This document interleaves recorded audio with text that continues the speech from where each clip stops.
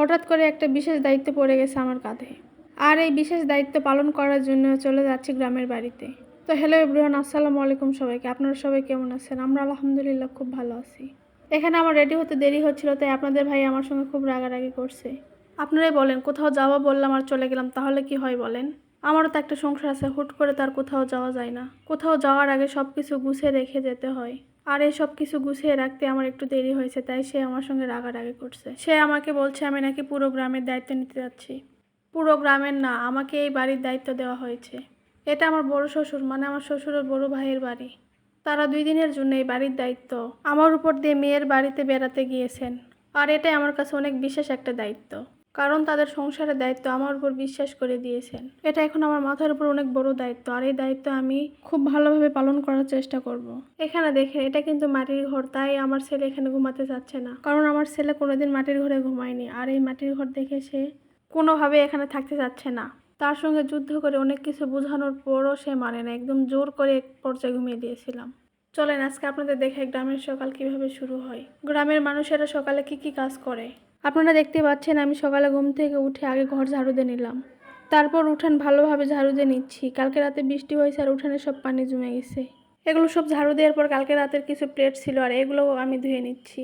এগুলো সব পরিষ্কার করার পর কালকে রাতের কিছু ভাত ছিল, আর এই ভাতগুলো দিচ্ছি হাঁসের খাবারের জন্য। এখানে ভাত দেওয়ার পর আমি হাঁসের ঘোড়াটা ছেড়ে দিচ্ছি। এখানে কিছু মুরগি আর হাঁস আছে।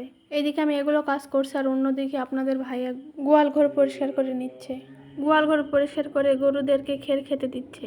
গোয়াল ঘরের কাজ শেষ করে সে এখন ছাগলগুলো সব বের করে নিচ্ছে। সে সব ছাগল গরু বের করে দিচ্ছে, আর আমি অন্যদিকে ছাগলগুলোকে ঘাস খেতে দিচ্ছি। আমরা খুব সকালে ঘুম থেকে উঠেছি, সব কাজ শেষ করে এখন তাড়াহুড়ো করে চলে যাচ্ছি আমার শ্বশুর বাড়িতে, কারণ এদিকে সব কাজ শেষ। আর এখানে তালা দিয়ে আমরা চলে যাচ্ছি আমাদের বাড়িতে। আর শ্বশুর বাড়িতে এসে আমার ছেলে খুব জেদ ধরেছে মেলায় যাবে, আমাদের এখানে মেলা হচ্ছে।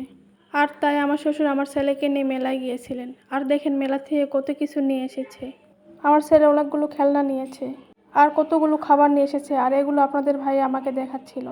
আর শুধু এগুলো নয়, মেলা থেকে আমার শ্বশুর অনেক বড় একটা মাছও নিয়ে এসেছেন। আর এই মাছ আমি বাইরে বসে থেকে কাটছি, আর আপনাদের ভাইয়ের সঙ্গে গল্প করছিলাম। সে বলছে আমি নাকি এই মাছ কাটতে পারবো না। এই তো খুব সহজে মাছ কেটে ফেললাম। এদিকে অনেক বেলা হয়ে গেছে, দুপুরে রান্না করতে হবে, তাই খুব তাড়াহুড়ো করে রান্না শেষ করে নিলাম।